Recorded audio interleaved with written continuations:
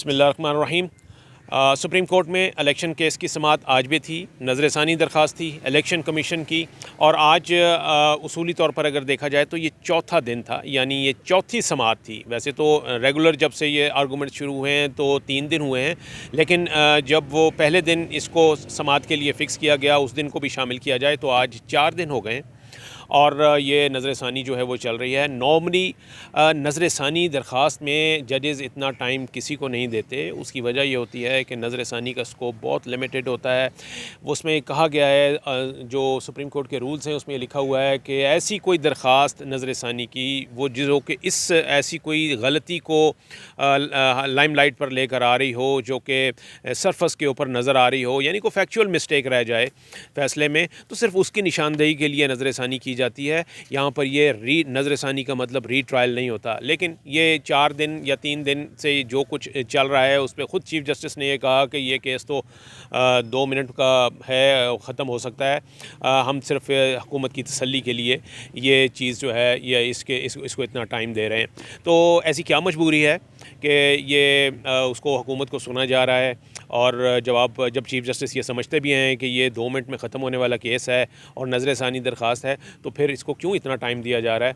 यही बात हम जानेंगे आज की समाअत के हवाले से, सामने रखते हुए कि ये क्या वजूहात हैं, क्योंकि उस हवाले से कुछ रिमार्क्स भी आज सामने आए थे। अदील सरफराज सर, आज मेरे ख्याल चौथा दिन है या? जी सर, चौथा दिन है और समाअत हो रही है। अब तो रोज़ाना की बुनियाद पर ही तकरीबन समाअत हुई है इस केस की। और पहले दिन एक्सपेक्ट ये किया जा रहा था कि क्योंकि अदालत ख़ुद ही बारहा ये बात वाज़े कर चुकी है कि लोकल स्टैंड आए इलेक्शन कमीशन का बनता नहीं, और जो नुकात उठाए गए हैं वो तो हरगिज़ किसी भी सूरत जो है वो काबिल समाअत नहीं है, क्योंकि वो पहले नहीं उठाए गए। अब हैरान कुन तौर पर आज मुसलसल तीसरा रोज़ था। जो इलेक्शन कमीशन के वकील हैं वो अपने दलाइल, और तीनों दिन ही इलेक्शन कमीशन के वकील के ही दलाइल जारी हैं। बिल्कुल इलेक्शन कमीशन के ही वकील जो हैं वो दलाइल दे रहे हैं। और दिलचस्प बात यह है कि 2 रोज़ तो वो मुसलसल एक नुक्ते के ऊपर दलाइल देते रहे हैं, और वो नुक्ता था कि नज़रसानी का जो दायरा कार है आइनी पटिशन्स के अंदर या आइनी मामलात के अंदर वो काफ़ी वसी होता है। अब बहरहाल अदालत ने वो बाय नहीं किया उनका वो आर्ग्यूमेंट या उनकी जस्टिफिकेशन, और फिर उन्होंने कुछ जो इंडियन सुप्रीम कोर्ट है उसके भी फ़ैसलों का हवाला दिया। तो चीफ़ जस्टिस ने आज समाअत के आगाज़ पर कहा कि आप भारतीय सुप्रीम कोर्ट के फ़ैसले पर काफ़ी वक्त ज़ाया कर चुके हैं, अब आप असल नुक्ते की तरफ आएँ। तो इलेक्शन कमीशन के जो वकील हैं सजील सवाती को, कि he is a very learned और बड़ा यंग एनर्जेटिक लायर हैं, उन्होंने एक बात कही। उन्होंने कहा कि जो सुप्रीम कोर्ट के रूल्स हैं वो आइनी इख्तियारात को कम नहीं कर सकते, जिस पर जस्टिस मुनीब अख्तर ने कहा कि अगर आपकी दलील को मान लें तो सुप्रीम कोर्ट रूल्स अमली तौर पर कलअदम हो जाएंगे। तो साथ ही रोज़ कहाँ स्टैंड करेंगे फिर? चीफ जस्टिस ने उनको कहा कि आप हवा में तीर चलाते रहेंगे तो हम आसमान की तरफ ही देखते रहेंगे, आप असल मुद्दे की तरफ आएँ। और आज माइंड यू के 2 घंटे की तवील समाअत थी, और उस समाअत के अंदर बार बार यही पॉइंट्स जो हैं वो रिपीट होते रहे हैं। लेकिन एक आज बड़ी ही लूज़ बॉल खेली है, या आप कह सकते हैं कि वो क्या शॉर्ट बॉल कराई है इलेक्शन कमीशन के वकील ने। एक सवाल के जवाब में जब जस्टिस इजाज़ुल हसन ने कहा कि अगर सूबाई असम्बली जो है वो 6 माह में तहलील हो जाए। इससे पहले मैं आपको ये बता देता हूँ कि इलेक्शन कमीशन के जो वकील हैं उन्होंने एक बात कही थी। उन्होंने कहा था इंतखाबात के लिए निगरान हुकूमत का होना बहुत ज़रूरी है, जिस पर जस्टिस इजाज़ बोले कि अगर सूबाई असम्बली जो है वो 6 माह में तहलील हो जाए तो क्या 4.5 साल तक निगरान हुकूमत रहेगी। फिर उन्होंने कहा कि 4.5 साल कौमी असम्बली की तहलील का इंतज़ार किया जाएगा अगर आपकी इस दलील को मान लिया जाए। तो यहाँ पर चीफ़ जस्टिस बोले कि आइन में कैसे ये मुमकिन है कि मुंतखब जो हुकूमत है वो 6 माह रहे और जो निगरान हुकूमत है वो 4.5 साल रहे। जस्टिस इजाज़ुल हसन ने कहा कि आइन में 90 दिन का भी कहा गया है, और कहीं भी ऐसा नहीं लिखा कि आप इस दौरानिए को बढ़ा सकते हैं। ये इसके ऊपर जो मैं लूज़ बॉल कह रहा हूँ वो ये थी कि इलेक्शन कमीशन के वकील ने जब जस्टिस इजाज़ुल हसन की ये जानिब से ये सवाल पुट किया गया तो उन्होंने इस बात में सर उनका हिलाया और उन्होंने कहा कि बिल्कुल ऐसा ही होगा। तो आप देख लें अब ये कितनी हैरान कुन आप ये समझ लें कि बात है।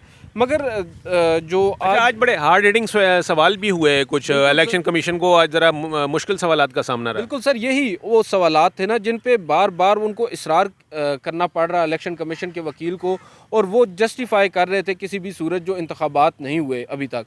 और एक पॉइंट के ऊपर तो जस्टिस मुनीब अख्तर ने उनको फंसा लिया। उन्होंने कहा कि आप बताएं कि 8 अक्टूबर को इंतखाबात हो जाएंगे। तो उन्होंने कहा कि ये मैं पूछ के बताऊँगा।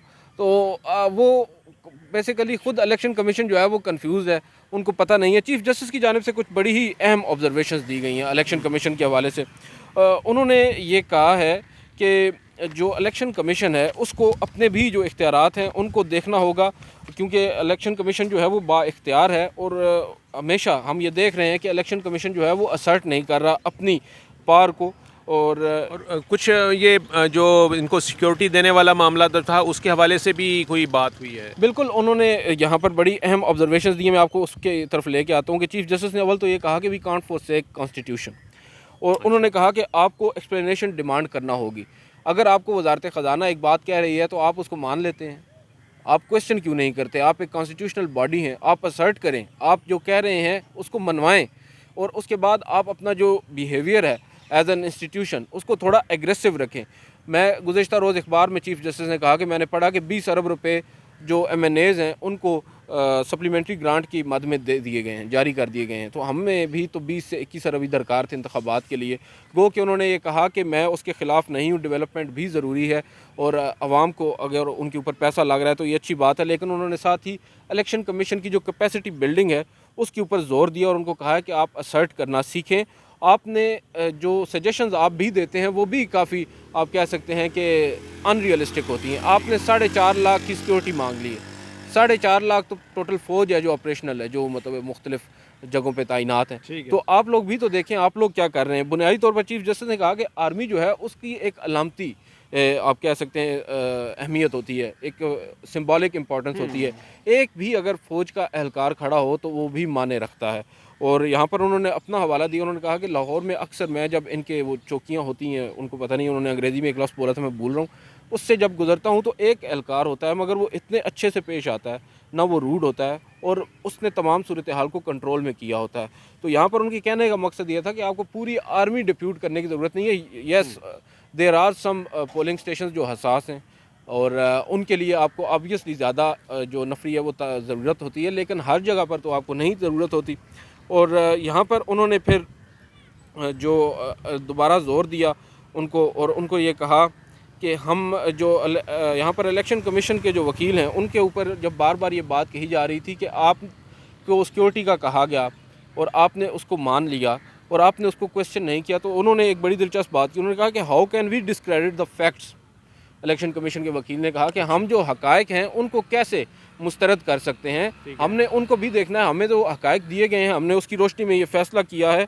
और यहाँ पर उन्होंने जब वो दोबारा पूछा कि अब आपकी एंटिसिपेशन क्या है आज इंतखाबात के हवाले से, तो उन्होंने उसके ऊपर जवाब ज़रा गोल मोल कर दिया। उन्होंने कहा कि इसके ऊपर हम आपको बाद में पूछ के बताएंगे।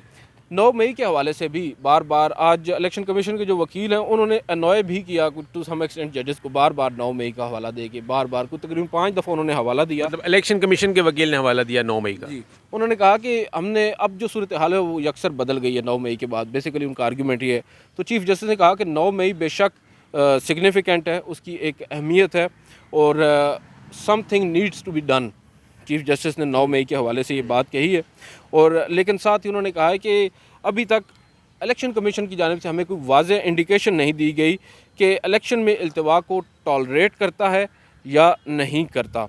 उन्होंने यहाँ पर डस्का जो केस है, डस्का का आपको याद होगा, उसका भी हवाला दिया। उन्होंने कहा कि वहाँ पर प्रिजाइडिंग ऑफिसर जब धुंध छा गई थी, बिल्कुल चीफ जस्टिस ने कहा वहाँ भी जो प्रिजाइडिंग अफसरान है वो गायब हो गए थे। मगर फिर उन्होंने एक अहम बात की, उन्होंने कहा ये पूरी एक एक्सरसाइज है, इंतखाबात के लिए हो रही है। अब जो इंतखाबात की डेट है उन्होंने कैलकुलेट की, चीफ जस्टिस ने कमरा अदालत में बैठ के उन्होंने कहा कि देखिए 14 अप्रैल बनती थी इंतखाबात की तारीख, अब वो एक्सीड कर गई है और एक्सीड कर गई है तकरीबन 1 माह और 10 दिन, यानी 90 दिन से आगे का टाइम है ये।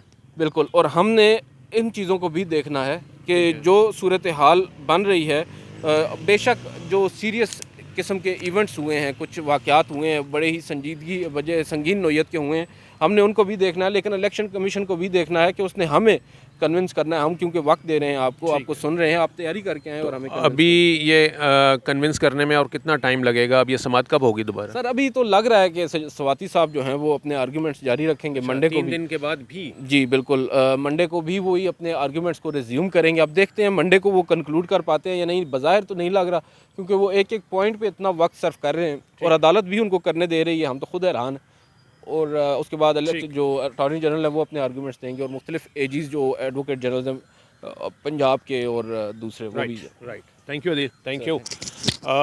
जैसे कि आपने देखा कि अदील ये कह रहे हैं कि बीइंग अ कोर्ट रिपोर्टर वो ख़ुद भी हैरान हैं कि ये किस तरीके से एक नज़र षानी की दरख्वास्त का वो मामला जिसको ये कहा जा रहा है कि ये तो 2 मिनट का केस है, उसको इतना टाइम जो है वो क्यों दिया जा रहा है। वजह इसकी यही है कि इस वक्त जो जज साहिबान हैं जो कि ये केस सुन रहे हैं, ख़ास तौर पे चीफ़ जस्टिस उमर अता बंदियाल और इसके अलावा उनके जो दीगर साथी हैं, वो इस वक्त देखा जाए तो ये कहने में बिल्कुल आर नहीं होना चाहिए कि वो इस वक्त बैकफुट पे हैं हुकूमत के मुकाबले में, क्योंकि पार्लियामेंट से, हुकूमती सर्कल से और पॉलिटिकल सर्कल से उनके ख़िलाफ़ जो एक पूरा टायरेट जो है वो शुरू किया गया था, जिसमें उनको टारगेट किया जा रहा था। तो ज़ाहिर है उसी का ये नतीजा है कि जज साहिबान जो हैं वो किसी अभी तक रेस्ट्रेंट का मुजाहरा कर रहे हैं, वरना कहने वाले ये कहते हैं कि इस केस में कब का तौहीन अदालत का नोटिस जो है वो इशू हो चुका होता और उस पर सज़ा भी हो चुकी होती। तो अब देखें कि ये जब ये जो जैसे कहते हैं ना कि कानून अपना रास्ता ख़ुद बनाएगा, तो यहाँ पर देख रहे हैं कि कानून अपना रास्ता जो है वो कब तक बनाता रहता है। Thank you.